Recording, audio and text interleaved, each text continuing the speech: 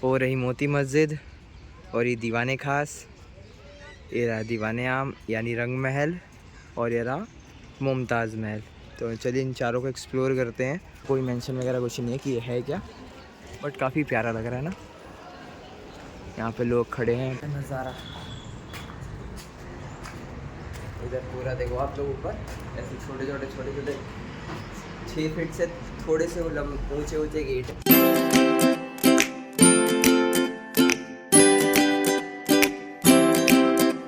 सामने ये वही प्राचीर है जहाँ से प्रधानमंत्री हर साल 15 अगस्त को पूरे देश को संबोधित करते हैं। और सामने वो यहीं पे फ्लैग होस्ट करते हैं और यहीं से पूरा ना वो भाषण वगैरह देते हैं, स्पीच देते हैं। चलो फिर चलते हैं टिकट लेने। टिकट काउंटर थोड़ा आगे है, चलते हैं। देखो टिकट के लिए कितनी लंबी लाइन है, देख रहे हो। हालांकि लेडीज़ वाले में भी भीड़ उतनी ही है, जेंट्स वालों में भी उतनी भीड़। हालांकि जेंट्स वालों में काफ़ी लंबी लाइन हो गई थी, तो उन लोगों ने 2 लाइनें लगवा दी, एक ये और एक ये, क्योंकि काफ़ी पीछे तक लाइन लग गई थी ना। तो उन लोगों ने बोला भाई उसको डबल करो, एक मत करो। तो चलो अभी टिकट लेते हैं। फाइनली टिकट भी ले ली, टिकट चेक भी हो गई और हम अंदर भी आ गए। और अब ज़रा अंदर एक्सप्लोर करते हैं। आई होप यहाँ पहले शायद रिवर वगैरह बहती होगी, अब शायद सूख चुका है ये, यहाँ पे घास वगैरह उगी हुई है। चलते हैं अंदर, ज़रा एक्सप्लोर करते हैं। चलो भाई एंटर करने वाले हैं हम। जस्ट ये रहा एंट्री गेट, करते हैं एंट्री। बढ़िया देखो, हालांकि भीड़ आज है क्योंकि आज संडे है ना, तो आज भीड़ काफ़ी ज़्यादा है। बट चलते हैं, असल मज़ा तो भीड़ में ही है, खाली में तो शमशान घाट जाना अच्छा लगता है। घूमने वाली जगह तो भीड़ में ही अच्छी लगती है। कैनन वगैरह भी दिख जाएंगे, देखो।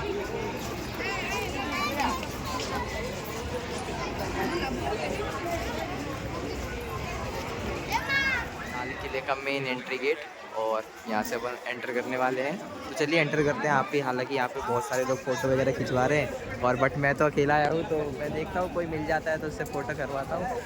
चलो देखता हूँ किसी से हेल्प मिल जाए फ़ोटो कराने के लिए, वरना फिर एंटर करते हैं। ठीक है चलिए। ओह, लाल किले के अंदर आपको एक मार्केट भी मिल जाएगी, मिनी मार्केट टाइप है। ये देखो आपको पेंटिंग्स, ये पुरानी चीज़ें, एक छोटी सी प्यारी सी मार्केट भी है।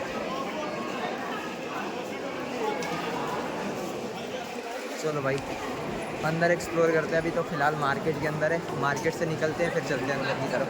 तो मार्केट सारी एंटिक चीज़ें हैं, पुरानी चीज़ें हैं, और काफ़ी ना ये प्यारी प्यारी हैं। यानी ये सारे जो बैग आपको दिख रहे हैं जूट से बने हुए हैं, प्लास्टिक वगैरह नहीं है, जूट के हैं।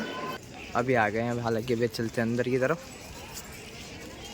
और देखो भाई आज काफ़ी लंबी लंबी कतारें दिख रही होंगी आपको, क्योंकि आज संडे और काफ़ी ज़्यादा भीड़ है आज। बट ये भीड़ ज़्यादा हो या ना हो, हमें उससे फ़र्क नहीं पड़ता। हमारी पर्सनल स्पेस मेंटेन होनी चाहिए, और पर्सनल स्पेस काफ़ी अच्छे से है, मुझे प्रॉब्लम नहीं हो रही, तो फिर कोई दिक्कत नहीं है। चलिए चलते हैं अंदर। अभी हमें यहाँ पे, और ये है नौबत खाना यानी नगाड़ा घर। यह महल परिसर में प्रवेश द्वार के रूप में अवस्थित है। यह गौरवशाला है। ओके, मतलब यहाँ पे जो राजा वगैरह हुआ करते थे वो यहीं से एंटर करते थे, और यहाँ पे जो ड्रम ढोल वगैरह बजा के ना उनका स्वागत किया जाता था। तो ये एक तरीके से समझ सकते हो, लाल किले का जो राजाओं के लिए तो मेन एंट्रेंस गेट था वो यही है। तो जब वो लोग एंटर करते थे तो यहीं पे ड्रम ढोल वगैरह बजा के उनकी एंट्री की जाती थी ना। तो चलिए चलते हैं।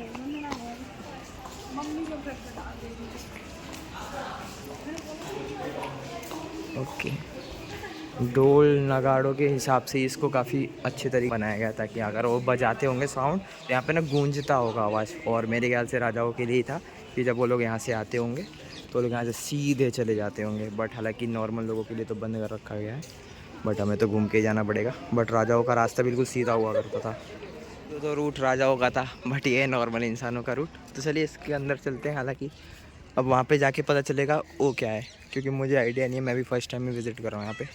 चलिए चलते हैं। और यहाँ पे फॉरेनर्स वगैरह भी आए हुए हैं, क्योंकि ये काफ़ी अच्छी जगह है। देखिए यहाँ पे इंडियन लोग जो हैं पिक्चर भी ले रहे हैं उन लोग के साथ। अब ये क्या है इसका कोई आइडिया नहीं मुझे, क्योंकि यहाँ पे कोई मेंशन भी नहीं किया गया स्पेशली कि ये क्या है। जैसे वहाँ पे ड्रम हाउस करके मेंशन किया गया था, बट यहाँ पे कोई मेंशन वगैरह कुछ नहीं है कि ये है क्या। बट काफ़ी प्यारा लग रहा है ना। यहाँ पे लोग खड़े हैं, पिक्चर्स वगैरह ले रहे हैं। आई थिंक अंदर हो मे बी। चलिए एक बार अंदर जाके देखते हैं क्या है ये। पर्टिकुलर मेंशन तो किया नहीं गया है ये क्या है, बट मेरे ख्याल से ना आपको वहाँ पे गेट दिख रहा होगा, ये काफ़ी ना एक प्रीमियम सी जगह दिख रही है। तो मेरे ख्याल से जो राजा वगैरह आते होंगे ना, तो यहाँ पे बैठ के फिर वो क्या हो सकता है अपनी प्रजा को या फिर जो उनके सैनिक वगैरह होते होंगे उनको संबोधित वगैरह करते होंगे।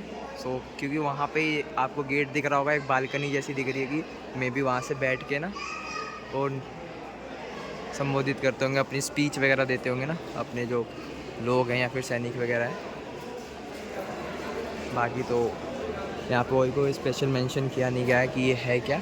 सो चलिए निकलते हैं यहाँ से आगे की तरफ। हो रही मोती मस्जिद और ये दीवाने खास, ये रहा दीवाने आम यानी रंग महल, और ये रहा मुमताज़ महल। तो चलिए इन चारों को एक्सप्लोर करते हैं।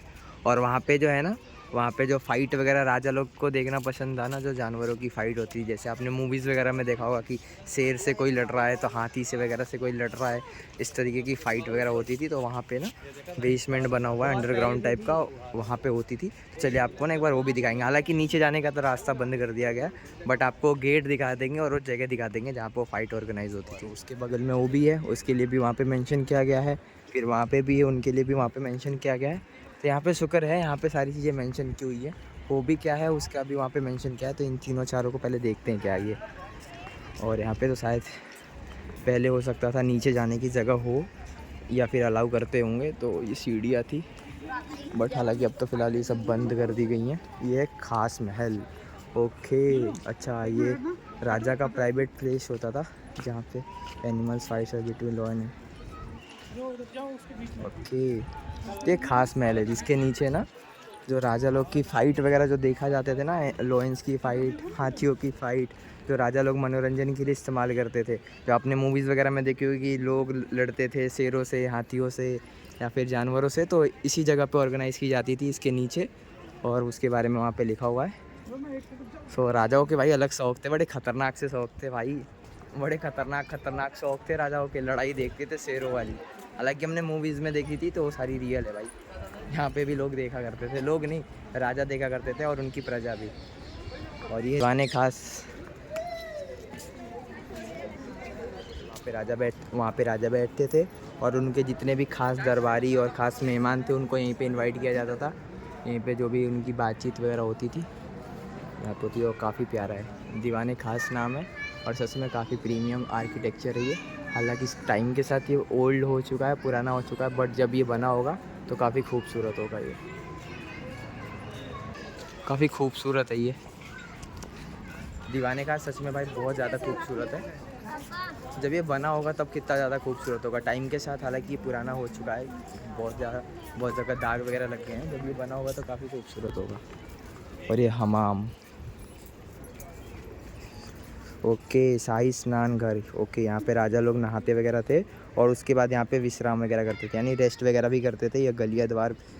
सो आप जो इसके बारे में अगर जानना चाहें हमाम के बारे में तो पढ़ भी सकते हैं। यहाँ पे राजा है ना शाही स्नान वगैरह, जो शाही स्नान वगैरह रिचुअल्स होते होंगे परफॉर्म किए जाते थे और उसके बाद वहाँ पे ना वो रेस्ट भी करते थे।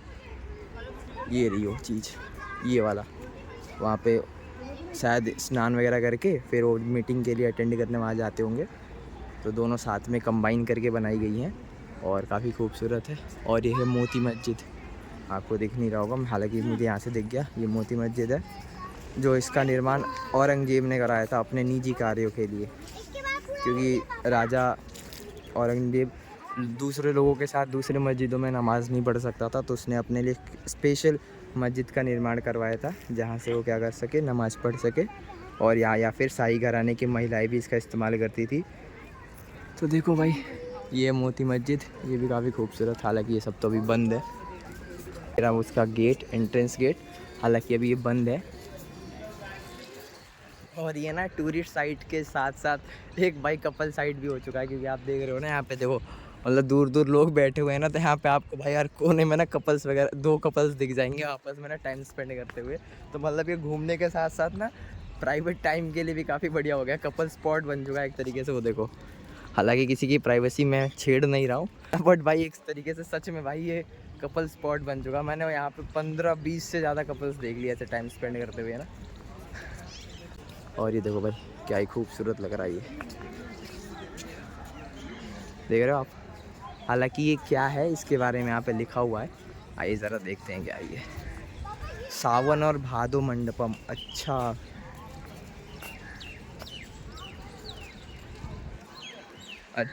तो ये जो गार्डन है ना, इसके दोनों कॉर्नर पे जो हिंदू बोल सकते हैं, जो हिंदी मंथ है सावन और भादो, उनके नाम पे इन मंडपम का नाम रखा गया है। तो उधर वाले का नाम सावन है और इधर वाले का नाम भादो मंडपम है। ये क्या है ना, हिंदी में महीनों के नाम होते हैं, जैसे जनवरी फरवरी होती है ना, उसी में सावन भादो माघ पोष ऐसा करके होता है। हालांकि इनका कुछ पर्टिकुलर यूज़ नहीं है, बस इनका यूज़ है, यूज़ नहीं बोलेंगे इनको, बस इस गार्डन को सुंदर करने के लिए बनाया गया था। 2 मंथ के नाम पे रखा गया था। और यहाँ से वाटर फ्लो किया करती थी ना, तो यहाँ से लेके और पूरा सीधे पूरा घूम के ना, जो सावन मंडपम में वाइट वाला उस तरफ, तो ये काफ़ी खूबसूरत लगता था। बस इसका काम इस जो 4 बाग है ना, उसको उसकी खूबसूरती को बढ़ाने का था, और यहाँ से कोई राजा का कोई लेना देना नहीं था। सो यहाँ पे है रंग महल। ज़्यादा पिक्चर्स वगैरह लगी हुई थी, इसीलिए इसका नाम रंग महल पड़ा। बट हालांकि उन सभी को निकाल लिया गया है, क्योंकि कुछ तो दिख नहीं रहा मुझे।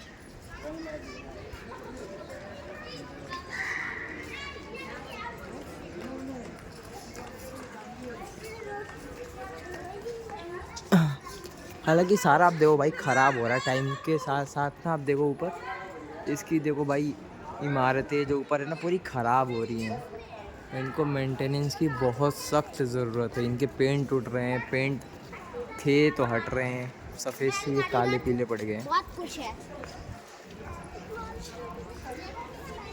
देख रहे हो आप, इनको मेंटेनेंस की सख्त ज़रूरत है भाई, पूरे ख़राब हो रहे हैं ये।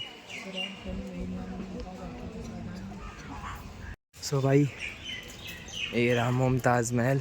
ये वही मुमताज़ है जिनकी याद में शाहजहाँ ने ताजमहल बनवाया था। तो ये उनका कक्ष है, यहाँ पे वो रहा करते थे लोग। उनके जो मनोरंजन के कार्यक्रम वगैरह हुआ करते थे रानी के, वो इधर ही हुआ करते थे। Hello bro. तो देख सकते हो आप, वहाँ पे उनकी रोशनी के लिए खिड़कियाँ वगैरह भी हैं, कमरे वगैरह भी बनाए गए हैं। और हालांकि ये भी फ़िलहाल ठीक है एज़ कम्पेयर टू दीवाने खास, उसके हिसाब से तो ये काफ़ी अच्छा है। इसकी कंडीशनिंग काफ़ी अच्छी है। हालांकि आपको बहुत से रूम दिख जाएंगे, देखो आप, यहाँ पे पड़े हैं, वहाँ पे पड़े हैं, उधर भी ऐसे कमरे बहुत सारे हैं। तो ये रानियों के साथ जो सेविकाएँ होती थी के रहने के लिए, और ये काफ़ी खूबसूरत है मुमताज़ महल।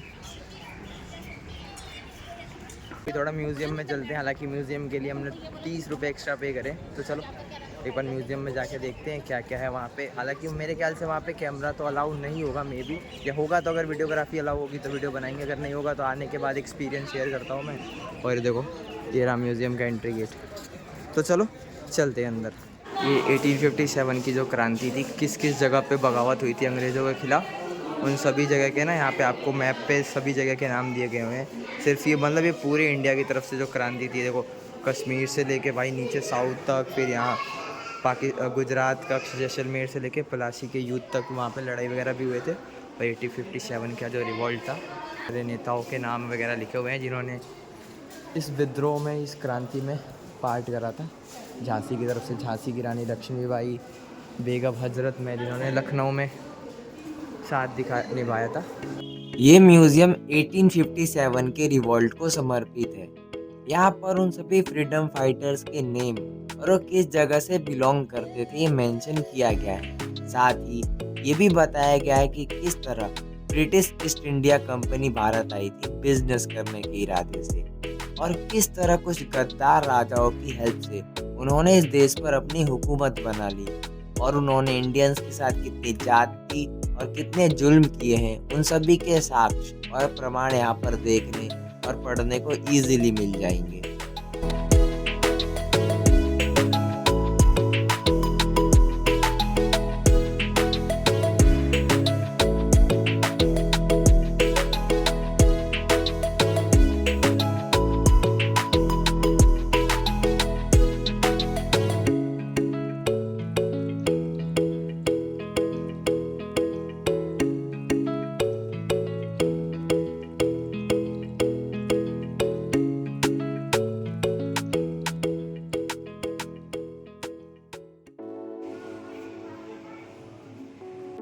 ये दूसरा म्यूजियम 13 अप्रैल 1919 को हुए जालियांवाला बाग हत्याकांड में अंग्रेजों की क्रूरता और दरिंदगी को दिखाता है। यहाँ के हॉल में उस हत्याकांड में मरे सभी शहीदों के नाम लिखे हुए हैं। और साथ ही उनकी याद में एक स्मारक बनाया गया है।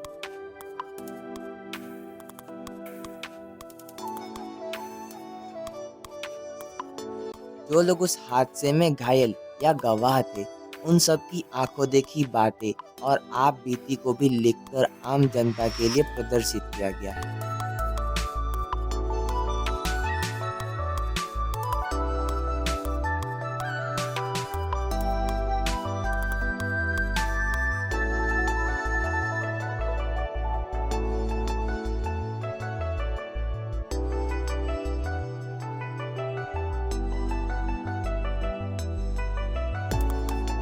ये तीसरा म्यूजियम सुभाष चंद्र बोस के जीवन और कारनामों को समर्पित है। उनके बचपन से लेकर देश के आज़ाद होने तक उनके द्वारा किए गए सभी कीर्तिमान और कारनामों को बताया गया है। साथ ही ये भी बताया गया है कि किस तरह कोलकाता का एक छोटा सा लड़का बड़ा होकर आज़ाद हिंद सेना का गठन करता है, जो अंग्रेजों को न सिर्फ टक्कर बल्कि कई मोर्चों पर शिकस्त भी देती है।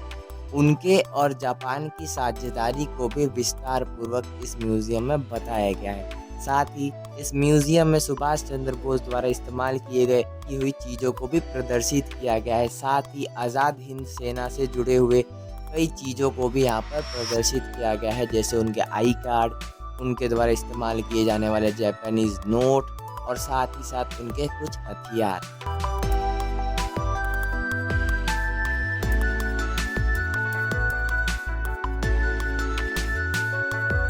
यहाँ पे आपको प्राचीर के नीचे ऐसे छोटे छोटे कमरे मिल जाएंगे। शायद ये जेल टाइप का है या पता नहीं क्या है, बट आपको ऐसे छोटे छोटे रूम दिख जाएंगे। मे बी ये जेल ही होगा। और उनके आगे ना ऐसे दरवाजे बने हुए हैं। मैं आपको ना अंदर जाके दिखाता हूँ एक के अंदर। और सभी ना एक दूसरे से शायद कनेक्टेड है, तो मे बी ये जेल है या फिर एक बरामदा टाइप का है, इसका मुझे आइडिया नहीं। बट ये देखो कुछ ऐसा है ये।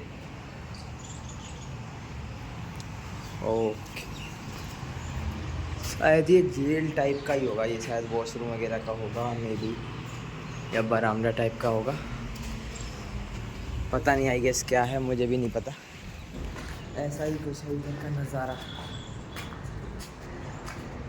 इधर पूरा देखो आप लोग ऊपर ऐसे छोटे छोटे 6 फीट से थोड़े से ऊंचे गेट है, क्योंकि मैं 6 फीट का हूँ तो मेरे से ज़रा सा ही ऊंचा है ये। और काफ़ी प्यारा है, प्यारा नहीं है, जेल टाइप का। और वहाँ पे ना आपको विंडो टाइप की दिखेगी, जहाँ से आपको ना बाहर के नज़ारे दिख जाएंगे। मैं दिखाता हूँ आपको, ये देखो आप देख रहे हो। लाल किले के अंदर की दीवारें कुछ इस तरीके से हैं। और हालांकि ये देखो ये गेट है बाहर निकलने का, बट ये लॉक है, क्योंकि जो इधर वाला गेट है ना, इधर वाला गेट ऑन है। इसके जस्ट उस तरफ ना ओल्ड दिल्ली रेलवे स्टेशन है।